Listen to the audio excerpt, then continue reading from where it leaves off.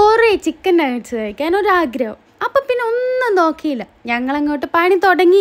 Chicken breast piece കുനുകുന അരിഞ്ഞ് ഞങ്ങളങ്ങോട്ടേക്ക് എടുത്തു. അതിലേക്ക് കുറച്ച് ബ്രെഡ് അങ്ങ് പൊടിച്ച് ചേർത്തു. മിക്സിയുടെ ജാറിലോട്ട് ഇത് രണ്ടും അങ്ങോട്ട് ഇട്ടു. ഇതിലേക്ക് ginger garlic paste, Kashmiri chilli, garam masala, ഉപ്പ്, സോയാ സോസ് ഇതെല്ലാം കൂടെ ചേർത്തിട്ട് ക്രഷ് ചെയ്തെടുക്കുക. അതിലേക്ക് കുറച്ച് ഒലിവ് ഓയിൽ ചേർത്തിട്ട് നന്നായിട്ട് ഇളക്കിയെടുക്കുക. നമ്മൾ ചപ്പാത്തിക്കൊക്കെ കുഴക്കില്ലേ അതുപോലെ. അത്ര നല്ല സോഫ്റ്റാണ്. അതുകൊണ്ട് തന്നെ ഇത് നമ്മൾ ആ പലകയിലൊക്കെ ഒട്ടിപ്പിടിക്കാനുള്ള സാധ്യതയുണ്ട്. അതുകൊണ്ട് നമ്മൾ ഇച്ചിരി എണ്ണയൊക്കെ നന്നായിട്ട് തൂകി മാക്സിമം ഒട്ടിപ്പിടിക്കാത്ത രീതിയിൽ കൈകൊണ്ട് തന്നെ മാക്സിമം ഇങ്ങനെ തന്നെ പരത്തിയെടുക്കാനായിട്ട് ശ്രമിക്കുക. പരത്തിയെടുക്കുമ്പോൾ അധികം തിക്നെസ് ഒന്നും വേണ്ട. നമ്മുടെ കയ്യിലേക്ക് ഒട്ടിപ്പിടിക്കുന്നുണ്ടെങ്കിൽ എണ്ണ ചേർത്ത് കൊടുക്കാം. ഒലിവ് ഓയിലാട്ടോ ചേർത്ത് കൊടുത്തേക്കുന്നത്. പിന്നെ ഈ സൈഡൊക്കെ നമുക്കിങ്ങനെ കട്ട് ചെയ്ത് മാറ്റാം. അതിന് ശേഷം എല്ലാ സൈഡും കട്ട് ചെയ്ത് മാറ്റുക. അത് നമുക്കൊരു ഷേപ്പ് കിട്ടാനൊക്കെ വേണ്ടിയിട്ടാണ് ഇങ്ങനെ ചെയ്യുന്നത്.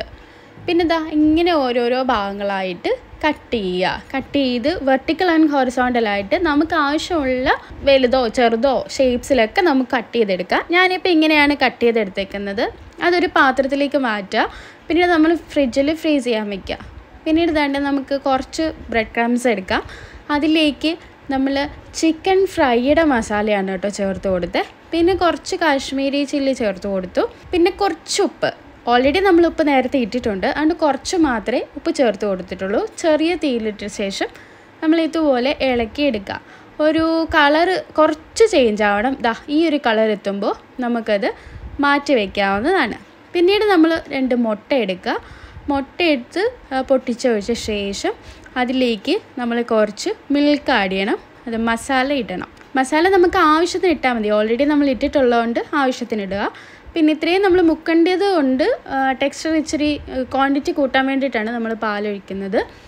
ആവശ്യാനുസരണം മസാലയും ഇട്ട് കൊടുക്കുക. അതിനുശേഷം ഫ്രിഡ്ജിൽ ഫ്രീസായ നമ്മുടെ മിക്സ് അങ്ങോട്ട് എടുക്കുക.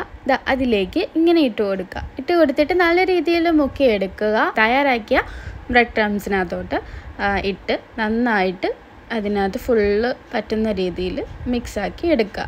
പ്രത്യേകം ശ്രദ്ധിക്കുക, ഇങ്ങനെ ചെയ്യുന്ന സമയത്ത് ഇതിൽ എക്സസ് ആയിട്ടുള്ളത് നമ്മൾ തട്ടിക്കളയണം. ഇല്ലയെന്നുണ്ടെങ്കിൽ നമ്മളത് വറക്കുന്ന സമയത്ത് നമുക്ക് അതിനകത്ത് വേണ്ടിയിട്ട് കരിയാനുള്ള സാധ്യതയുണ്ട്. അതിൻ്റെ നമ്മുടെ ഒരു ടെക്സ്ചർ മാറാനുള്ള സാധ്യതയും ഏറെയാണ്. നമുക്ക് ഇഷ്ടമുള്ള ഷേപ്പിൽ ഇതുണ്ടാക്കിയെടുക്കാം കേട്ടോ. ഞാനിവിടെ ഉണ്ടാക്കിയിട്ടുള്ളത് റൗണ്ട് ഷേപ്പിൽ, അതുപോലെ സ്ക്വയർ ഷേപ്പ്, പിന്നെ ഒരു ചെറിയ ഹാർട്ട്, അതുപോലെ ഒരു വലിയ ഹാർട്ട്. ഇത്രയാണ് കേട്ടോ ഉണ്ടാക്കിയത്. ചെറിയ ഹാർട്ട് ചാച്ചിക്ക് വേണ്ടി ഉണ്ടാക്കിയതാണ്, വലിയ ഹാർട്ട് എനിക്ക് വേണ്ടി ഉണ്ടാക്കിയാണ് കേട്ടോ. ഇനി നെക്സ്റ്റ് നമുക്കിത് വറുത്തെടുക്കണം. അതിലേക്ക് പാൻ അടുപ്പത്ത് വെച്ചു ഓയിൽ ഒഴിച്ച് ചൂടായ ശേഷം നമ്മൾ ഈ ഓരോന്നും അതിനകത്തേക്ക് ഇട്ട് കൊടുക്കുക. പ്രത്യേകം ശ്രദ്ധിക്കുക, കുറച്ച് എണ്ണ ഒഴിച്ചാൽ മതി. ഇത് നമുക്ക് ഡീപ്പ് ഫ്രൈഡ് ആവശ്യമൊന്നുമില്ല. ഇങ്ങനെ ഈ ഒരു ടെക്സ്ചർ എത്തുമ്പോഴത്തേക്കും നമുക്ക് അത് തിരിച്ചിടാൻ പറ്റും കേട്ടോ. അത് തിരിച്ചിട്ട ശേഷം നമ്മൾ പ്രത്യേകം ശ്രദ്ധിച്ച് അടുത്ത് തന്നെ നിൽക്കണം. പിന്നെ ഇത് ലോ ഫ്ലെയിമിൽ ഇട്ടിട്ട് മാത്രമേ കുക്ക് ചെയ്യാൻ പാടുള്ളൂ. ഇതിൻ്റെ പുറത്ത് ഈ ടെക്സ്ചർ മാറാൻ പാടില്ല, പക്ഷേ അകത്ത് വെന്തിട്ട് വരിക്കണം. ഇങ്ങനെ വീർത്ത് വരുമ്പോൾ അത് സെറ്റായി എന്നാണ് അർത്ഥം. നമ്മളൊരു ടിഷ്യൂ പേപ്പറൊക്കെ അതിനകത്തോട്ട് മാറ്റുക. ഇങ്ങനെ സെർവ് ചെയ്യുക. സെർവ് ചെയ്ത് കുറച്ച് കഴിയുമ്പോൾ ഇങ്ങനെ സംഭവം റെഡി. ഇത്രയേ ഉള്ളൂ നഗറ്റ്സ് ഉണ്ടാക്കാൻ. മമ്മിക്ക് ഒരു പ്ലേറ്റ് നിറച്ച് നഗറ്റ്സ് കൊണ്ട് കൊടുക്കുകയാണ്. മമ്മി ആദ്യമായിട്ടാണ് കേട്ടോ നഗറ്റ്സ് കഴിക്കുന്നത്. ഇതെങ്ങനെ ഏതാണെന്നൊന്നും മമ്മിക്ക് അറിയില്ല. അപ്പം ഞങ്ങൾ ഹോം മെയ്ഡ് ഉണ്ടാക്കി കൊടുക്കാമെന്ന് വിചാരിച്ചു. അപ്പോൾ മമ്മി കഴിച്ചിട്ട് എങ്ങനെയുണ്ടെന്ന് പറയാം. മമ്മിക്ക് ഇഷ്ടപ്പെട്ടു എന്നാണ് തോന്നുന്നത്. ഇഷ്ടപ്പെട്ടു. ഓക്കെ, ഇനി കുറച്ച് ഫണ്ണായാലോ.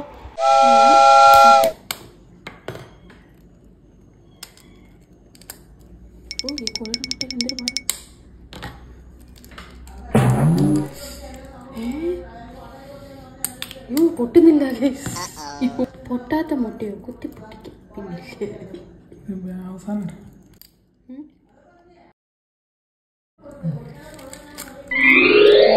സുന്ദരിക്കോഴിയുടെ മുട്ടയാണ്.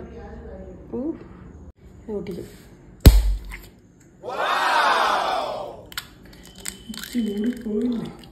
അതിൻ്റെ ഒരു ഹാങ് ഓവറിൽ പൊട്ടിച്ചാണ്.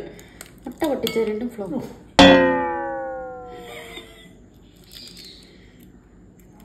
കുഴപ്പമുണ്ടോ?